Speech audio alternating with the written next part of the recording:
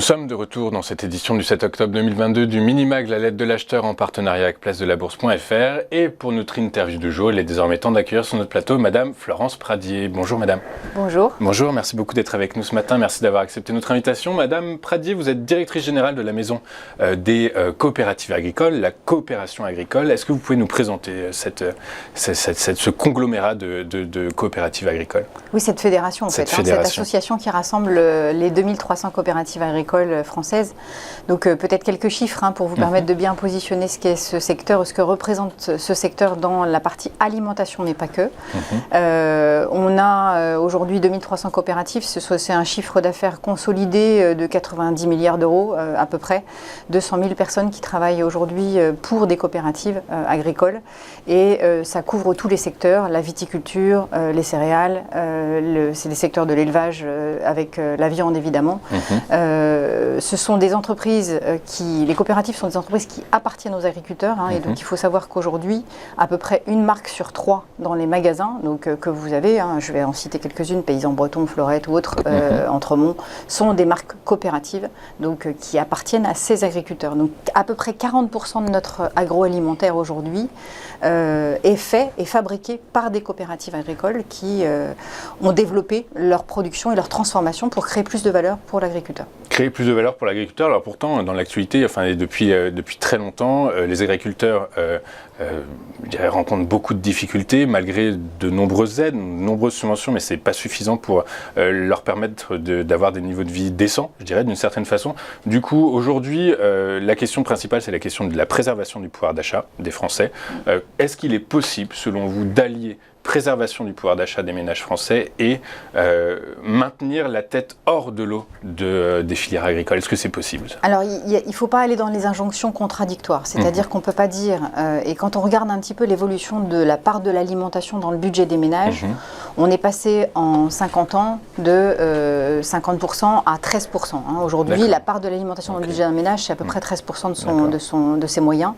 Et ça veut dire quoi? Ça veut dire que tous les gains de productivité qui ont été faits par l'agriculture française en 50 ans, même un peu plus, ont été redonnés aux consommateurs. C'est-à-dire que l'agriculteur et toute la productivité qu'on a gagnée sur l'agri et l'industrie ont été redonnés aux consommateurs pour pouvoir baisser en fait le prix de l'alimentation.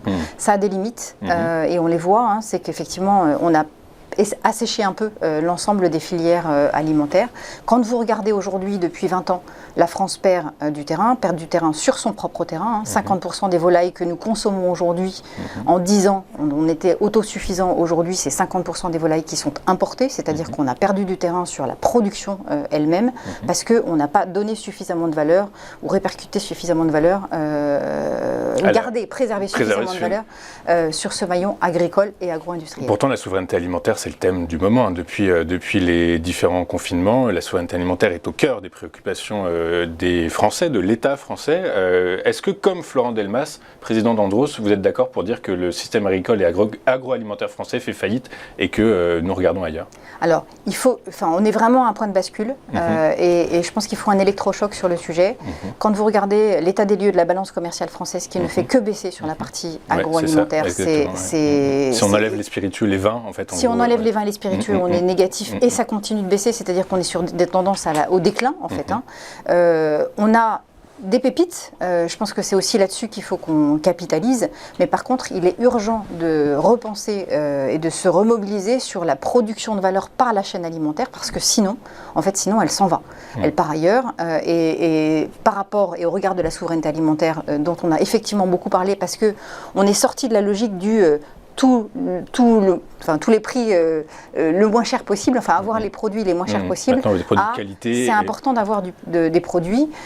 On a un deuxième phénomène qui me paraît aussi important à souligner, c'est que la question des approvisionnements et de pouvoir alimenter les magasins va se poser dans les mois qui viennent ou dans les années qui viennent si rien n'est fait. On a des aléas climatiques qui viennent perturber de façon très profonde et structurelle l'ensemble des productions agricoles. Donc on a une capacité de production aujourd'hui qui se trouve perturbées par ces aléas agricoles. Et pas seulement, alors c'est pas la seule difficulté que rencontrent les filières agricoles. Au-delà des aléas météorologiques, il y a également l'économie, la macroéconomie et l'inflation. L'inflation énergétique, les prix de l'énergie qui sont devenus insupportables pour les entreprises que sont les producteurs agricoles. Alors, effectivement, la question de l'énergie, c'est un phénomène qu'on n'avait pas l'année dernière à la même période, c'est-à-dire qu'on ne savait pas l'année dernière ce qui allait se passer. C'est un tsunami qui est en train de se produire. On a aujourd'hui, il faut bien comprendre que si les consommateurs sont protégés et il y a un bouclier finalement qui évite aux consommateurs de percevoir le prix de l'énergie sur sa facture, ça n'est pas le cas pour les entreprises, et qu'aujourd'hui, pour les entreprises, le coût de l'énergie, qui est la matière première qui est commune à l'ensemble de la filière alimentaire, qui sert à fabriquer des engrais, mais qui sert aussi à chauffer, à refroidir, à stabiliser l'ensemble de nos matières, eh bien ce coût de l'énergie, il est x8, x10. Je vais vous donner un exemple, un produit très simple, l'œuf. Dans l'œuf, le coût de l'œuf correspond à peu près à 70% de céréales et à 20% d'énergie.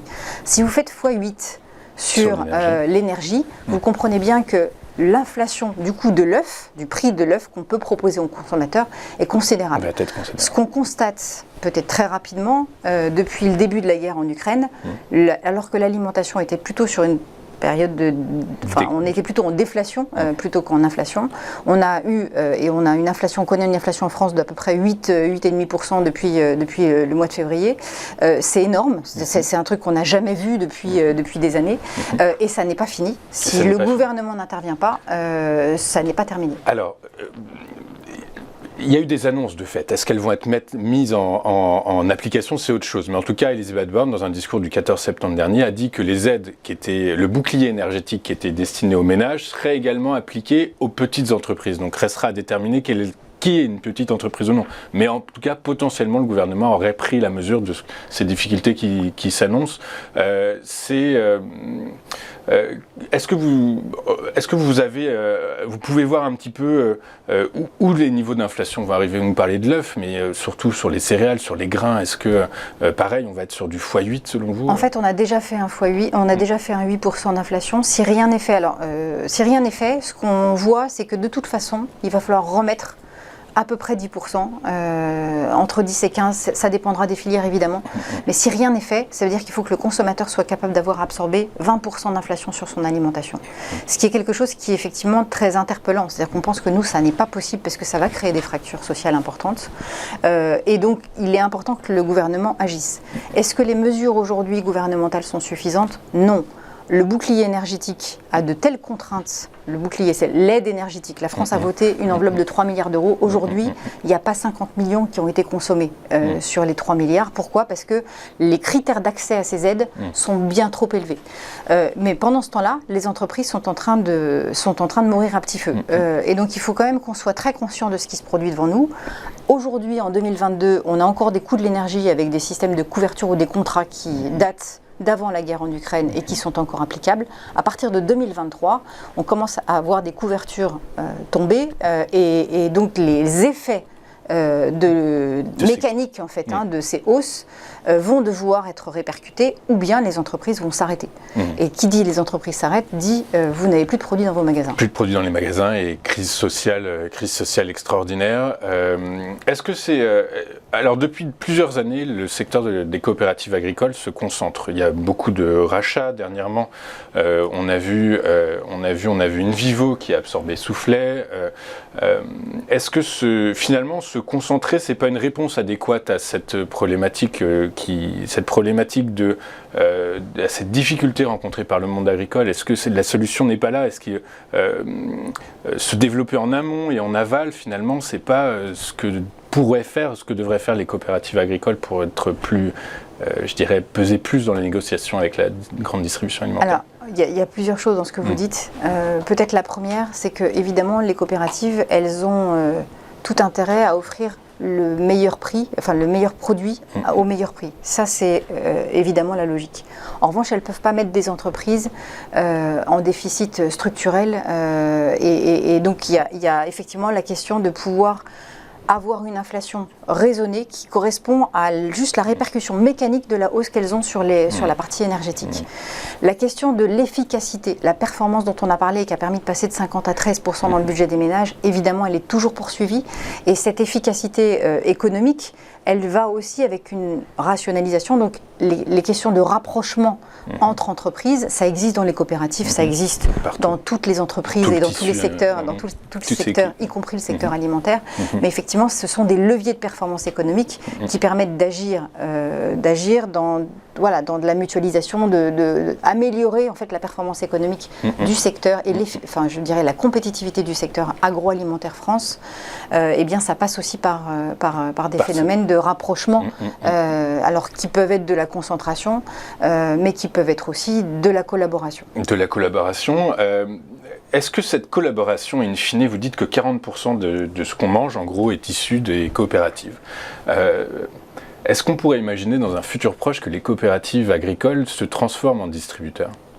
Alors ça, c'est pas le métier premier. Parce que, alors, je vais dévoiler un truc, c'est qu'on a préparé un peu cette interview, il m'avait dit, ouais, quand même, alors non, justement, donc dans l'actualité de la coopération agricole, vous avez signé un partenariat avec Système U.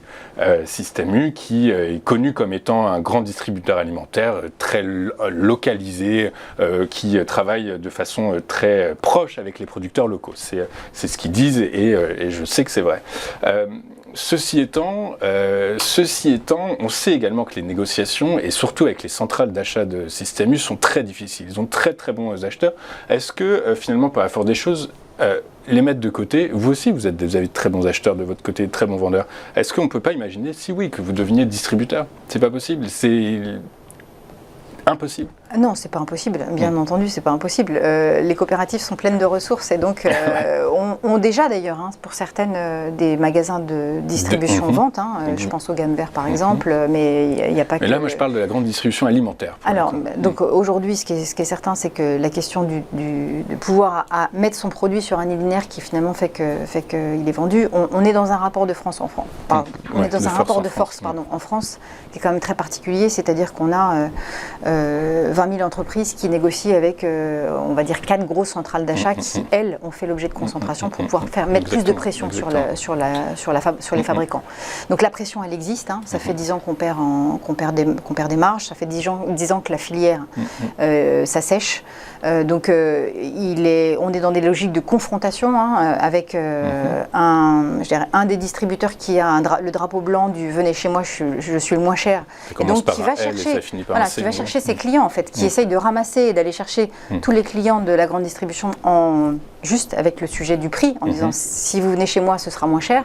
Donc effectivement, il attire, il gagne des parts de marché. Cette guerre des prix entre les distributeurs, elle est extrêmement délétère pour l'ensemble de la filière. Alors nous, coopération agricole, on pense qu'en fait les logiques que nous devons avoir sont bien des logiques de filière où on doit s'approcher du consommateur et travailler pour le meilleur produit au meilleur prix avec le consommateur, et on doit être dans des logiques de partenariat avec des distributeurs qui restent nos clients, ça reste quand même des clients importants, mais par contre il faut qu'on soit dans des logiques partenariales et pas dans des logiques de confrontation où le seul prix fait loi. Et pourtant, cette logique de partenariat, on a l'impression qu'elle est mise à mal chaque année, en fait. Pourtant, il y a eu Egalim 1, maintenant il y a Egalim 2. Alors bon, Egalim 2 n'est pas forcément un succès phénoménal. Egalim 1 ne l'a pas été si on n'aurait pas eu Egalim 2. Du coup, on a l'impression quand même que cette logique de partenariat, elle ne va que dans un sens. Oui, mais on revient à notre logique de départ, qui est de dire il faut que le consommateur ait plus de pouvoir d'achat, donc on met la pression sur les prix de l'alimentation. Pourquoi l'alimentation aussi L'alimentation, ça rentre 3 fois par jour dans votre quotidien. Alors que si vous achetez un frigidaire, c'est 1 fois tous les 10 ans. Donc effectivement, la tension qui est portée sur ces produits-là, c'est encore le seul produit qu'on paye avec une carte bleue. Vous avez beaucoup de choses qui sont aujourd'hui prélevées automatiquement, donc vous ne voyez pas les dépenses. Les dépenses alimentaires, vous les voyez, vous les percevez quotidiennement. Donc effectivement, il y a beaucoup de pression sur ce secteur et beaucoup de responsabilité sur ce secteur pour qu'on travaille évidemment sur le pouvoir d'achat. Mais il faut regarder aussi où sont et où vont les dépenses des Français aujourd'hui, l'immobilier qui a pris beaucoup de place dans ce budget des ménages et la partie alimentaire, je dirais, souffre énormément aujourd'hui de cette pression qu'elle a eue sur les prix.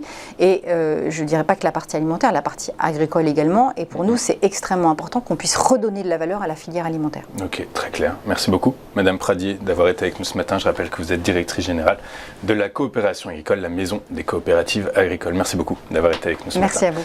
On marque une pause et juste après, nous serons de retour dans le Minimag, la lettre de l'acheteur avec Mathieu Driol qui nous présentera ses commos du jour. À tout de suite sur TV Finance.